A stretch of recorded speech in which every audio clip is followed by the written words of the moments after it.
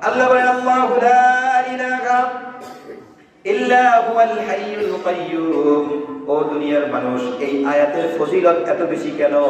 এই আয়াতের ফজিলত এত বেশি হওয়ার কারণ হলো আল্লাহ রাব্বুল আলামিন তার সবগুলা বড় বড় বৈশিষ্ট্য, বড় বড় গুণগুলা এক আয়াতের ভিতরে জমা করছেন। এই জন্য এই আয়াতের এত মর্যাদা।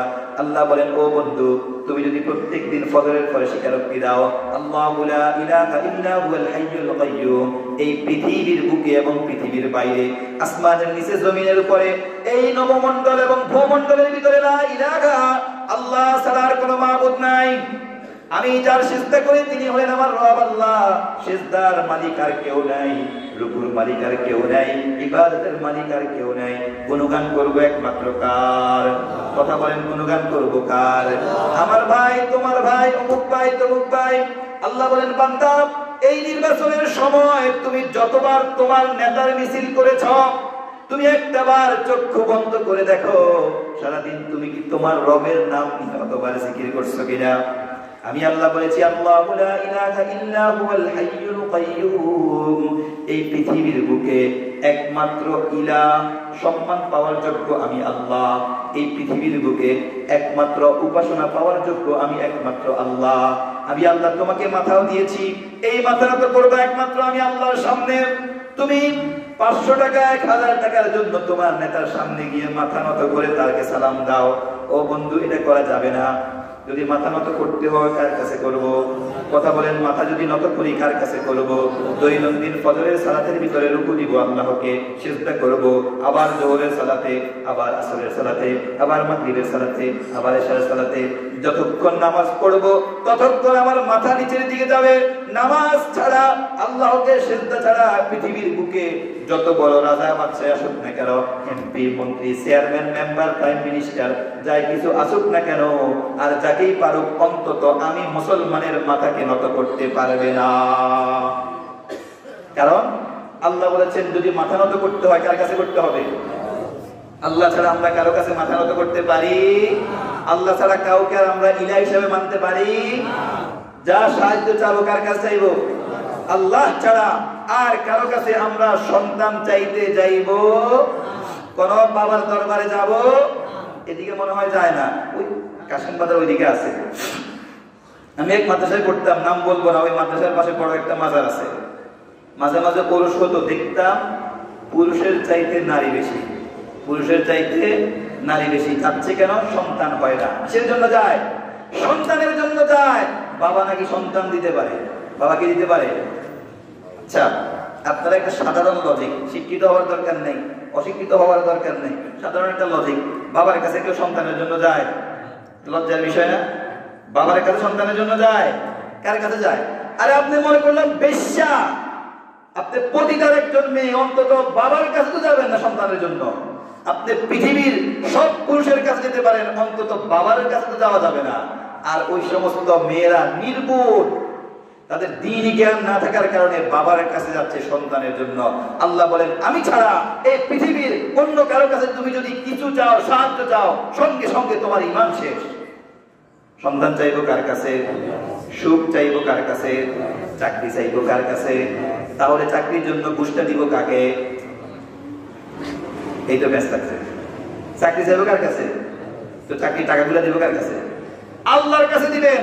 আপনি 5 লক্ষ টাকা সরকারি অফিসে জমা না দিয়ে 5 লক্ষ টাকা দিয়ে আপনি মসজিদের কাজ করান, আর আল্লাহকে বলেন, আল্লাহ, যেই চাকরি শুরুতেই হারাম দিয়ে শুরু হয় এমন চাকরি আমার সন্তানের দরকার নাই।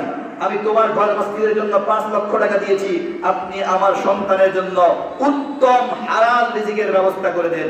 ইনশাআল্লাহ আল্লাহ রাব্বুল আলামিন আপনার সন্তানকে এই দুনিয়ার বুকে উত্তম রিজিক দান করবে ইনশাআল্লাহ।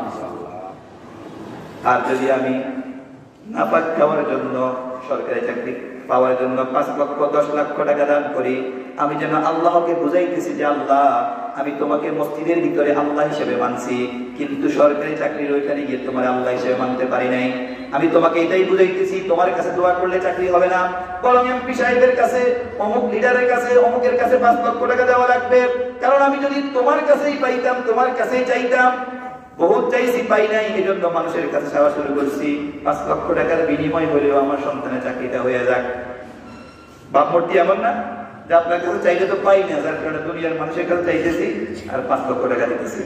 আল্লাহ তাআলা আমাদেরকে এই সমস্ত নাফাক ইনকাম থেকে রক্ষা করে। সকালে বলেন আমিন। খামোখা ডাঙ্গার কিছু কেউ গায়ে নিয়ে চুলকাবার কোনো দরকার নাই।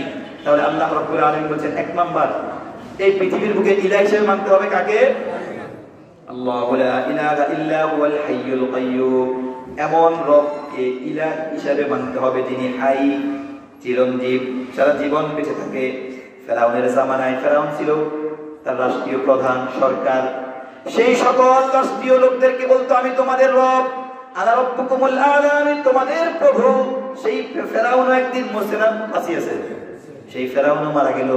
নমরুদ বলেছিল আমি তোমাদের রব, আমি এই পৃথিবীর বাদশা, তোমরা আমার কাছে মাথা নত করো, আমি তোমাদেরকে চাকরি দিব, আমি তোমাদেরকে খাওয়ান দিব, আমি তোমাদেরকে থাকার ব্যবস্থা করে দিব। সেই নমরুদও মারা গেল।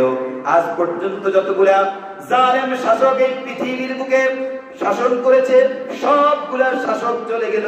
ফেরাউনের জামানায় ফেরাউন চলে গেল, কিন্তু আল্লাহ এখনো আছে। নমরুদের জামানার নমরুদ চলে গেল, কিন্তু আল্লাহ এখনো জীবিত আছে। এইভাবে যতদিন, যত যুগে, যত কালে যতগুলা শাসক শাসন করেছে সবগুলাই মারা গেল, কিন্তু আমার আল্লাহ এখনো পর্যন্ত জীবিত আছে না নাই? আল্লাহ বলেন আল্লাহু লা ইলাহা ইল্লা হুয়াল হাইয়ুল কাইয়্যুম। ও বন্ধু, তুমি ফেরাউনের মাথা নত তখন করবা যখন ফেরাউন হাই, চিরঞ্জীব হবে। আমি দেখলাম ফেরাউন মারা গেল, নমরুদ মারা গেল, শাদ্দাদ মারা গেল, আমান মারা গেল, কারুন মারা গেল, আবু জাহেল, আবু লাহাব, উতবা, শাইবা, যত বড় বড় কাফের মুশরিক যারাই চেয়েছিল মানুষের সম্মান কুড়ানোর জন্য, যারাই চেয়েছিল মানুষকে তাদের সামনে মাথা নত করতে, সবাই মারা গেল। যারাই মানুষের উপর অত্যাচার করেছে সবাই মারা গেল। আল্লাহ বলে সুতরাং ওদের কাছে মাথা নত করে লাভ নাই। তুমি যার কাছে মাথা নত করবা তিনি হতে হবে হাইয়ুল কাইয়্যুম, চিরঞ্জীব হতে হবে, যার মৃত্যু হওয়া চলে না, যার মৃত্যু হওয়া চলে না, এমন একজন সত্তার কাছে তুমি মাথা নত করো যেই ব্যক্তি কখনোই মরবে না। আমরা দেখেছি এই পৃথিবীর বুকে বহু মানুষ এসেছে, বহু মানুষ চলে গেছে। সব ক্ষমতাশীল বাদশা মারা গেল, তাদের বাবাও মারা গেল, তাদের দাদাও মারা গেল, ক্ষমতাশীল বাচ্চারাও মারা গেল। আজ পর্যন্ত যতজন যত দেশের বাচ্চা ছিল সবাই মারা গেল, এবং কিয়ামত পর্যন্ত আগত সব দেশের বাচ্চাগুলো একদিন না একদিন মরবেই। কিন্তু আমার আল্লাহ অতীতেও কখনো মরে নাই, বর্তমানেও মরতেছে না, আমার আল্লাহ জীবনেও মরবে না। কারণ আল্লাহ বলেন হাইয়ুল কাইয়্যুম, চিরঞ্জীব। মৃত্যু, যিনি মৃত্যুকে সৃষ্টি করেছেন তিনি হলেন কে? সুতরাং আমরা আল্লাহকে ছাড়া আর কারো কাছে মাথা নত করব? সাহায্য চাইবো কার কাছে?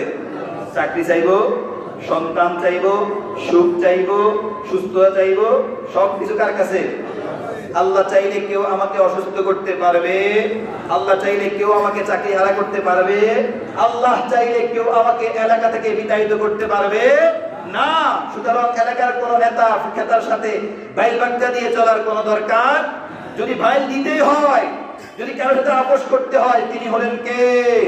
দিনের বেলা চাকরি করবো আর রাতের বেলা সেজদায় লুটিয়ে পড়বো যে আল্লাহ আমি তোমার কাছে আমার মান সম্মান বিসর্জন করে দিলাম, আপনি আমাকে দিনের বেলায় মানুষের সামনে সম্মানিত করে দিলেন ইনশাআল্লাহ। আল্লাহ বলবেন তুমি আমার কাছে মাথা নত করছো, আমি তোমাকে দিনের বেলা মানুষের কাছে সম্মানিত করে দেব।